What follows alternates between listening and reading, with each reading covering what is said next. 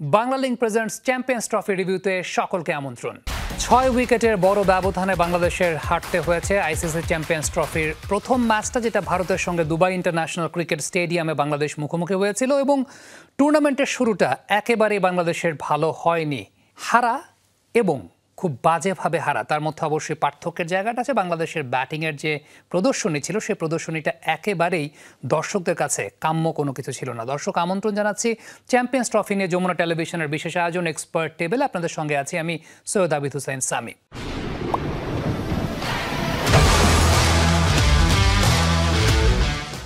একটা ছবি দেখিয়ে শুরু করতে চাই, এবং সেই ছবিটা মূলত আসলে মাঠের ক্রিকেটের না, সেটা মাঠের বাইরের একটা ইনসিডেন্ট। ভারতের সঙ্গে ম্যাচের আগের রাতে একটা নৈশভোজের আয়োজন করা হয়েছিল, যে নৈশভোজে বাংলাদেশ জাতীয় দলের ক্রিকেটাররা গিয়েছিলেন।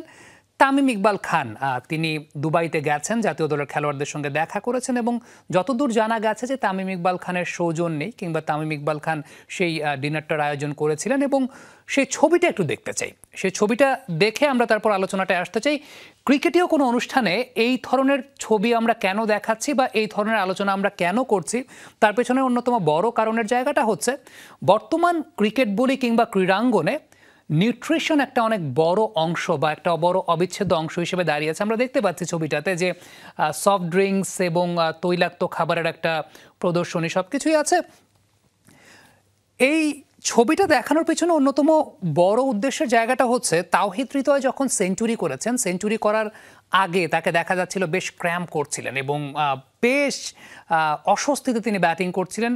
একটা বিষয় তো অবশ্যই থাকে যে একজন ব্যাটার যখন লম্বা সময় ব্যাটিং করেন তখন তার ক্র্যাম্পিং করতে পারে, যে কোনো ধরনের ইনজুরি তার হতে পারে, কিংবা ফিটনেস লেভেলে যদি একটু ঘাটতিও থাকে সেক্ষেত্রে কিন্তু তার নানা ধরনের অসুবিধা হতে পারে। প্রেস কনফারেন্সে তিনি বলেছেন আরও 20 থেকে 30 রান হয়তো বা তিনি নিজে করতে পারতেন যদি ক্র্যাম্প না করতো। শুভমান গিল অন্যদিকে ভারতের পক্ষে তিনিও সেঞ্চুরি করেছেন। এখন প্রসঙ্গের জায়গাটা হচ্ছে দর্শক যারা খেলাটা দেখেছেন, শুভমান গিলকে কি এরকম স্ট্রাগল করতে দেখা গেছে? শুভমান গিলকে দেখা গেছে খুব স্বাচ্ছন্দ্যে তিনি ব্যাটিং করেছেন। শুভমান গিলের আপনি যদি ইন্টারনেটে সার্চ দেন তাহলে বেশ কিছু ডায়েট চার্ট পাবেন, শুভমান গিল কীভাবে তার ফিটনেস এবং ডায়েটটাকে মেনটেন করে থাকেন।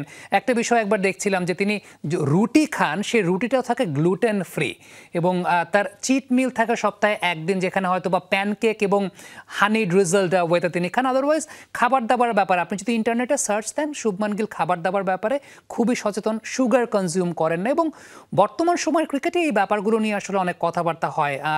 জন গ্লস্টার, একজন বিখ্যাত ফিজিও, তার একটা ইন্টারভিউ পড়ছিলেন, তিনি বলছিলেন যে ম্যাচের খাবারকে 3 ভাগে ভাগ করা হয়: প্রি মিল, মিড ম্যাচ মিল এবং সেই সঙ্গে পোস্ট ম্যাচ মিল, এবং সেই জায়গাটায় সবাই খুব সচেতন থাকেন বর্তমান সময় খাবার দাবারের ব্যাপারটাতে। এখন আদতে এর ইম্প্যাক্ট আসলে পড়ে কিনা সেই ব্যাপারগুলো নিয়ে অনেক কথাবার্তা বা অনেক জল্পনা কল্পনার জায়গা আছে। তবে অবশ্যই একটা বিষয় যে একটা গুরুত্বপূর্ণ ম্যাচের আগে ডেফিনেটলি মানসিকভাবে স্থির থাকাটা, মানসিকভাবে চাঙ্গা থাকাটা খুব গুরুত্বপূর্ণ। কিন্তু এই ধরনের খাবার সেটা আসলে ম্যাচের আগে যে প্রি ম্যাচ মিল, সেখানে খুব বেশি পারমিট করে কিনা সেটাও একটা বিষয় রয়েছে। আমরা রিয়ান পারাগের একটা ইন্টারভিউ দেখছিলাম, ইন্ডিয়ান ক্রিকেটার, তিনি বলেছেন যে ম্যাচের আগের রাত্রে তিনি খুব ভেজিটেরিয়ান খাবার পছন্দ করেন।